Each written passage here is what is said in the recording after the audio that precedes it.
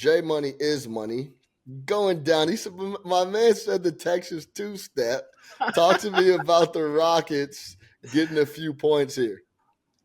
Yeah, I like the Rockets here. First off, this line is super fishy. The Thunder should probably be laying 3.5, 4 here. That's where I thought the line would open up. The fact that this line opened up 1.5 is very indicative. Tells you that the Rockets are very likely to win this game. So let's look at it. The Rockets are 4-0 against the spread and straight up in their last four, and the first half as well. They've came out hot in the first half and won the full game. Their last 4 games at the house versus the Oklahoma City Thunder, they're 8-0 last 8 at the house as well. 8-0 against the spread as well. So this team balls out at the house. We know 8-1 at the house, 0-8 away. So the Rockets, this is where they play their best basketball. They're coming off 3 straight losses as well. And the Thunder, like I said, I do think this is a spot where they run out of luck. If you go on a 30-0 run or 0-30 run to the other team, you're going to lose that game every single time. But I like what we're doing here. We're buying the Mavs coming off their loss, and we're also fading OKC here. So I don't like the spot for OKC. I know they've been hot. I know the record. I know that they've been balling out, but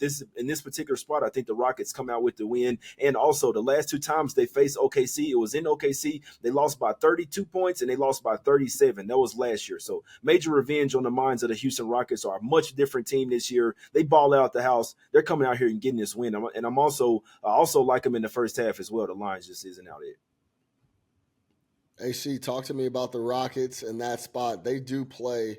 They're just a different team at home than on the road. Yeah, I don't have a play on this game, but I agree with Jay. I mean, they're 8-1 at home in Houston. We talk about, the LA nightlife, the Miami nightlife, the Atlanta nightlife. H-Town is up there. You guys know that as well. So the nightlife there is good, and OKC's been there an extra night.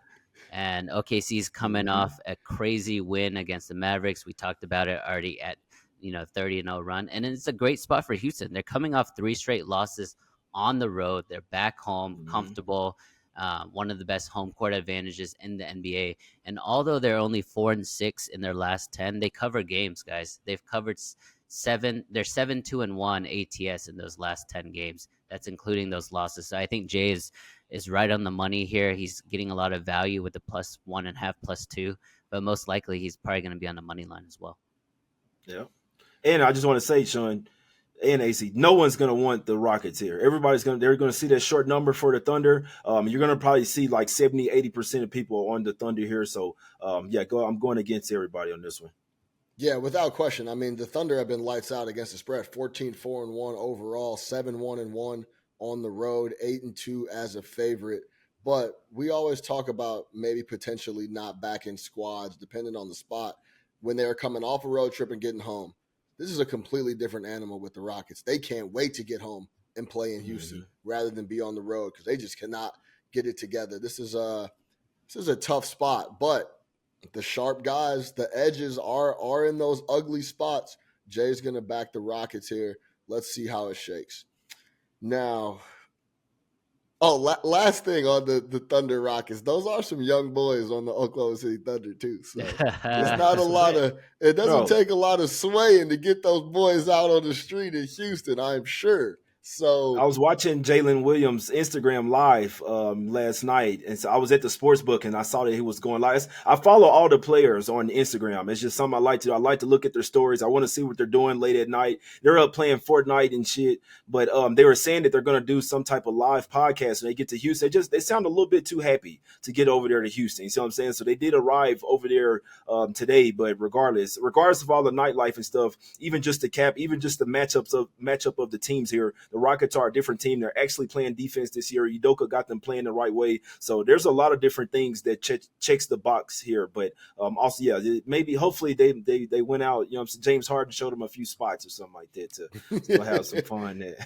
Yeah, and I mean, even coming off the Udoka LeBron thing, the whole getting bullied by guys that aren't bullies, that's the biggest thing I took away from the whole spatter between him and LeBron was like, hey, man, until I get my guys to toughen up and be able to bang with dudes and actually physically impose and be a little bit intimidating, we're not going to go anywhere. And I know he reverted to that and talked to those boys about just being more physical and taking a stand. when a stand needs to be taken. It was almost like Ime was trying to show his players, like, I don't care who it is, LeBron, pull up, where we're at, Los Angeles, that we don't take shit from nobody, and we got to start acting like that when we get out here on the road and start to pick up and try to stack some of these W's up when we're not in Houston.